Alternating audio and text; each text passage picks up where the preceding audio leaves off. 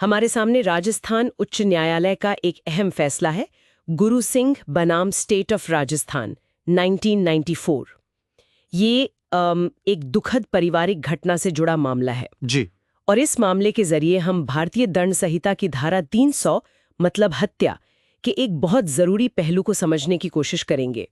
खास तौर पर हम ये जानेंगे कि कानून कब और क्यों अचानक आए गुस्से में की गई हत्या को थोड़ी कह सकते हैं रियायत दे सकता है, और वो रियायत मिलना असल में कितना मुश्किल हो सकता है। हाँ, तो चलिए इस कानूनी गुत्थी की थोड़ी गहराई में उतरते हैं। बिल्कुल। ये मामला असल में हत्या और गैर इरादतन हत्या, इनके बीच की जो महीन रेखा है ना, हाँ। ऐसे समझने में काफी मदद करता है। हाँ। खासकर उन स्थितियों में जहां हालात एकदम से अचानक बिगड़ जाते हैं और आवेश में कोई घातक कदम उठा लिया जाता है। तो कहानी कुछ इस तरह है। गंडा सिंह नाम के एक व्यक्ति थे। जी। उनके 2 बेटे थे, गुरु सिंह जो इस मामले में अपील करता है और मोहन सिंह।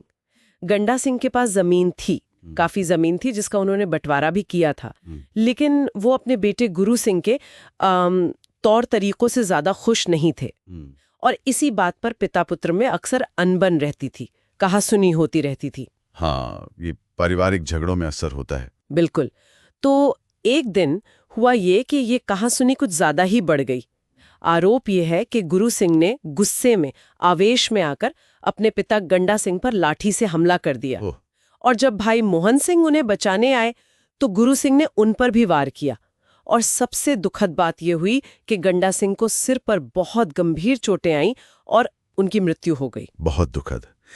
इसके बाद फिर कानूनी प्रक्रिया शुरू हुई होगी, जाहिर है। निचली अदालत यानी सेशन कोर्ट ने मामले की पूरी सुनवाई की और उन्होंने गुरु सिंह को अपने पिता की हत्या के लिए दोषी पाया, धारा 302 के तहत। और सजा दी गई आजीवन कारावास की।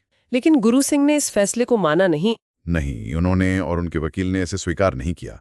उन्होंने राजस्थान उच्च न्यायालय में अपील दायर कर दी। अच्छा, और यहीं पर मामला कानूनी तौर पर और पेचीदा हो गया है ना? जी हाँ, बिल्कुल। यहीं से ये मामला और दिलचस्प हो जाता है। उनका मुख्य तर्क क्या था अपील में? देखिए, ये महत्वपूर्ण है।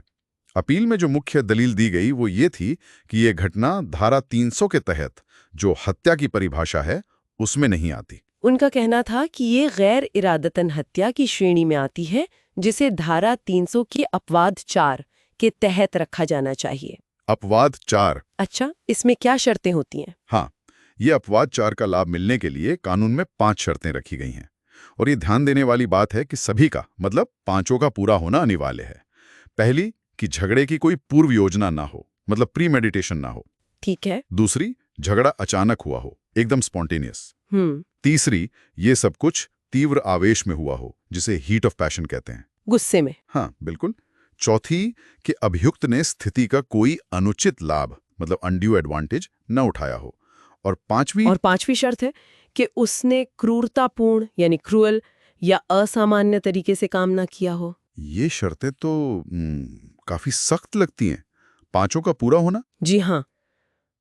तो क्या उच्च न्यायालय ने माना कि गुरु सिंह का मामला इन 5 शर्तों पर खरा उतरता है, खासकर ये देखते हुए कि झगड़ा तो अचानक ही हुआ था? नहीं, उच्च न्यायालय का नजरिया इस पर अलग था। अदालत ने ये तो माना कि झगड़ा अचानक शुरू हुआ, ये बात सही है, लेकिन अदालत का मानना था कि अपवाद 4 की जो बाकी शर्तें हैं वो पूरी नहीं होती। अच्छा, कैसे? अदालत ने इस बात पर खास गौर किया कि गुरु सिंह ने लाठी से अपने बूढ़े पिता के सर पर वार किए थे, और वो भी एक बार नहीं, कई बार, और इतनी जोर से कि उनकी खोपड़ी की हड्डी टूट गई। ये भी ध्यान रखा गया कि उस समय गंडा सिंह निहत्थे थे और शारीरिक रूप से कमजोर भी थे। तो उच्च न्यायालय ने कहा कि इस तरह एक असहाय और बुजुर्ग व्यक्ति पर, वो भी सिर जैसे नाजुक अंग पर, बार बार घातक वार करना, ये न केवल अनुचित लाभ उठाना है, बल्कि ये अत्यधिक क्रूरता भी दिखाता है। चोटें इतनी गंभीर थी कि मौत होना लगभग तय था। इसलिए अदालत का निष्कर्ष ये था कि क्योंकि अपवाद 4 की सभी 5 शर्तें पूरी नहीं हुई, खासकर वो अनुचित लाभ और क्रूरता वाली शर्तें, इसलिए इसे अपवाद का लाभ नहीं मिल सकता, इसे हत्या ही माना जाएगा। तो सेशन कोर्ट का फैसला बरकरार रखा गया? जी हाँ, सेशन कोर्ट का फैसला बरकरार रखा गया। तो इसका मतलब ये हुआ कि कानून जो है वो अचानक गुस्सा और क्रूरता के बीच एक बहुत साफ लकीर खींचता है। सिर्फ ये कह देना कि गुस्सा अचानक आया था, ये अपने आप में काफी नहीं है। बिल्कुल नहीं। ये भी देखा जाता है कि उस गुस्से का इजहार कितना भयानक था और क्या पीड़ित की कमजोरी का फायदा उठाया गया। ये सब बातें मायने रखती हैं। बिल्कुल सही कहा आपने। इस केस ने दरअसल दो महत्वपूर्ण कानूनी सिद्धांत एक तरह से फिर से स्थापित किए। पहला, जैसा हमने अभी बात की कि धारा 300 के अपवाद 4 का फायदा चाहिए तो 5 शर्तें पूरी करनी होंगी। एक भी कम हुई तो बात नहीं बनेगी। ठीक है। और दूसरा कि सिर्फ आपसी कहासुनी या गाली गलौज हो जाना, इसको आमतौर पर कानून इतनी अचानक और गंभीर उत्तेजना यानी सडन एंड ग्रेव प्रोवोकेशन नहीं मानता कि हत्या जैसा गंभीर अपराध कम होकर गैर इरादतन हत्या बन जाए। मतलब उत्तेजना का स्तर भी बहुत मायने रखता है।